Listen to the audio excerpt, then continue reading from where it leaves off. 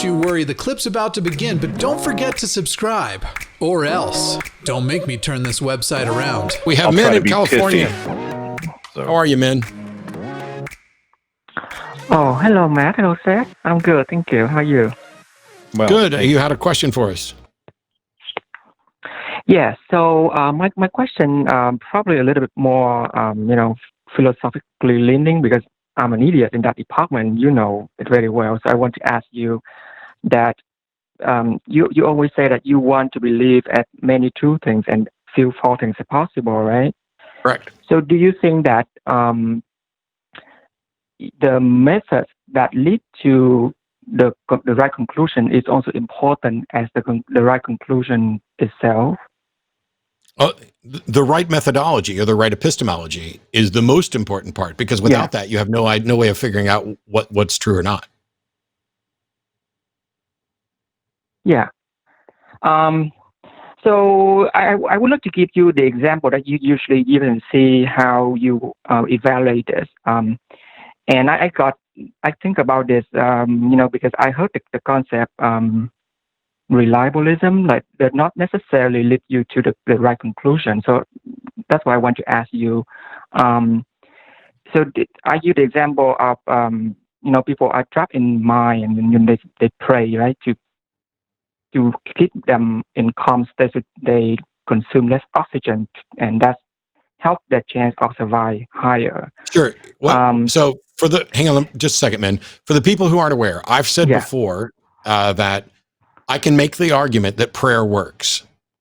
And that is, if you're trapped in a cave-in and you pray, you increase your chances of being rescued. Not because there's a God listening to your prayer to do so, but because if you pray and you genuinely think that there's a God who's going to rescue you, that allows you to be calm, which means you breathe better, and then you use less oxygen, which extends the amount of time that you can be caved in there, and therefore prayer increases your chances of surviving. However, the point of that is to say that if it's possible to understand that, then the only thing that is relevant is how you remain calm. And so therefore, prayer would work, meditation would work, or knowing that staying calm is going to extend your life and the likelihood of being rescued.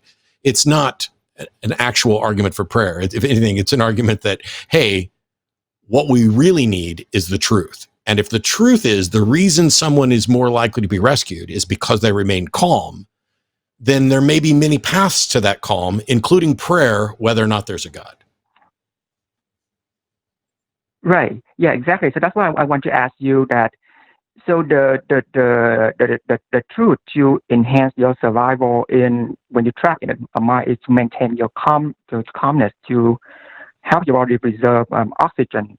Then and we know that meditation has been researched and documented that it helps you achieve your calm state, but it does not always works, right?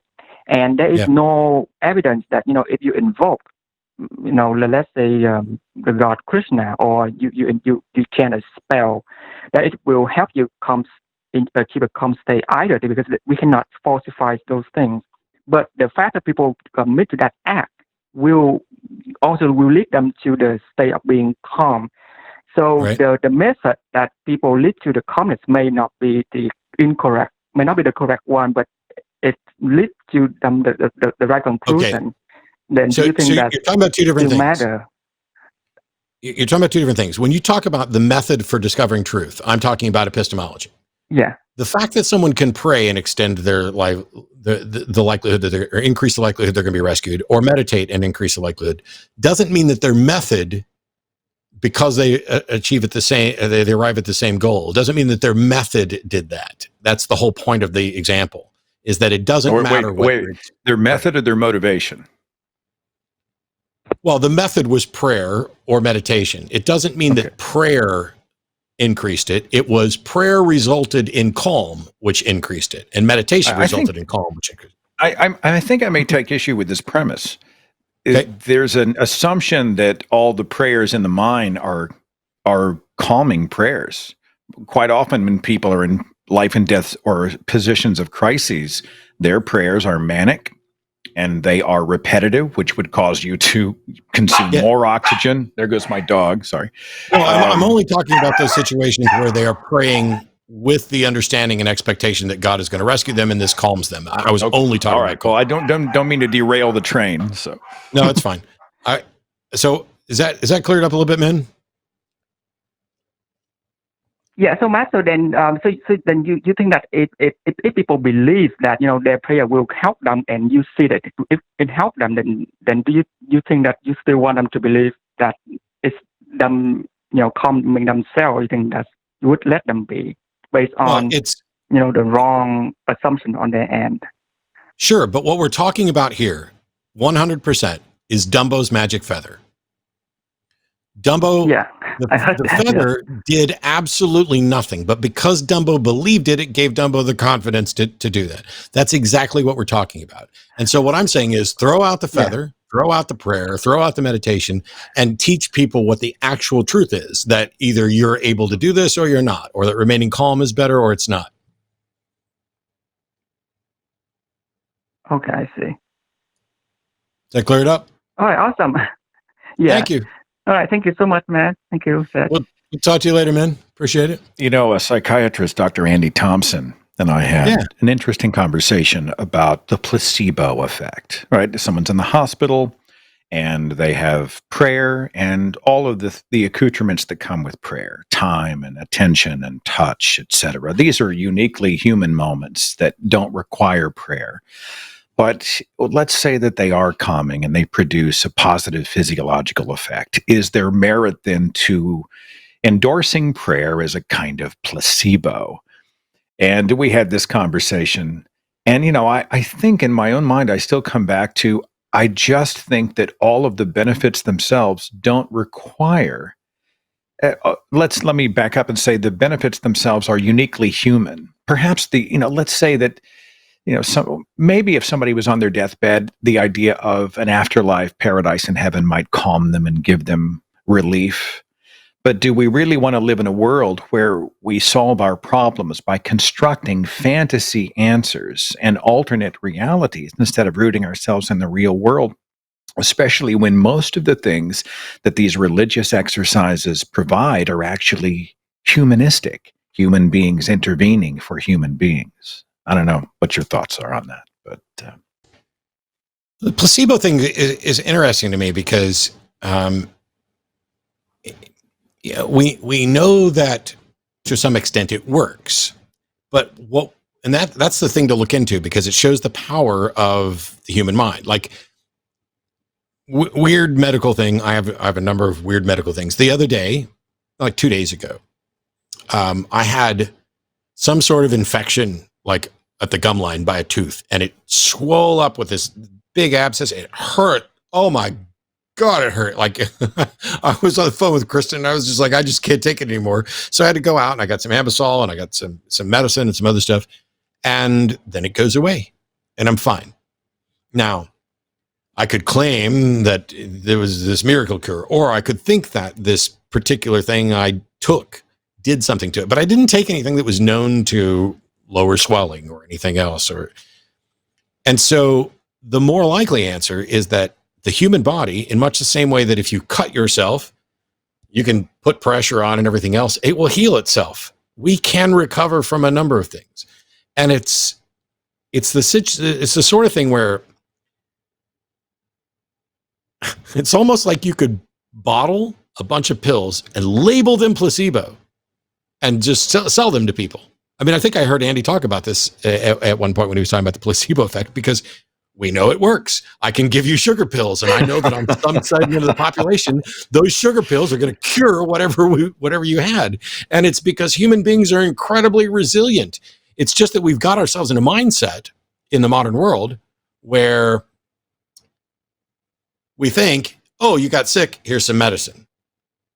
And therefore, it's the medicine alone is like our magic feather for some of it. Like the the actual process of administering a pill fulfills in your mind that ritual or that solution. thing. And I don't know why this is surprising to anybody because, well, maybe I'm a little weird. I'm going to do this and then we're going to try and get to a couple more calls here before the end. I didn't mean to get him wound up, everybody. It's No, my no, fault. I'm sorry about that. My fault. Nothing's your fault. This is great. So, all right. I've been in quarantine since mid-March. Or not truly in quarantine. I pretty much haven't left my house much at all since mid-March. I saw you last on Valentine's Day weekend when we did the Unholy Trinity in Tulsa. Yeah. I thought I was good at being alone because in my head, I'd been alone a lot over the many years. Turns out that's not true. I left my folks home. I went immediately into the Navy where I have surrounded by dudes. I wasn't alone. When I had places where I lived off base and everything, I had roommates. And even on those rare occasions where I lived completely by myself, I always had friends I went and hung out with. I had the atheist community of Austin here, where I could go interact. None of that exists anymore. I found out I'm really, really bad at being alone for long periods of time. It's stressful. It is like I've never suffered from anxiety or depression in any sort of chronic sense. And yet this sort of situation where I'm locked down here is big for that. The first time after weeks of no contact with anybody, where another human being just set their hand on my back, felt like I'd been healed of everything. It was all of this stress and anxiety and all this, and one person puts their hand, just rests their hand on my back, and all of a sudden everything is right with the world. I wish everybody could have that experience, except that it means that everybody would have the experience of being alone and miserable for a while. But I think that people could benefit from it because the night and day difference between how miserable I felt to how good I felt is a healing. It was a complete change of my mood. I sat up straighter. I was able to walk more. I didn't feel any pain. I got endorphins going through me. I feel great just because somebody touched me. And in a world where people are beginning to understand how that can be, all of a sudden something like, I gave you sugar pills and you got better, doesn't seem all that surprising, because sometimes what we need is somebody to say, you got this and I'm here with you and I got your back. And that gives us the boost or that is our Dumbo's feather to being healthier in interpersonal relationships. By the way, I miss the crap out of you, buddy. I'm glad you're here. And I miss you as well, my friend. And hugs to your wonderful wife. Hey, thanks for checking out this clip for The Line. While you're here, hit that like button, hit subscribe, turn on notifications, and then share this with that bitter uncle of yours who loves talking about the good old days.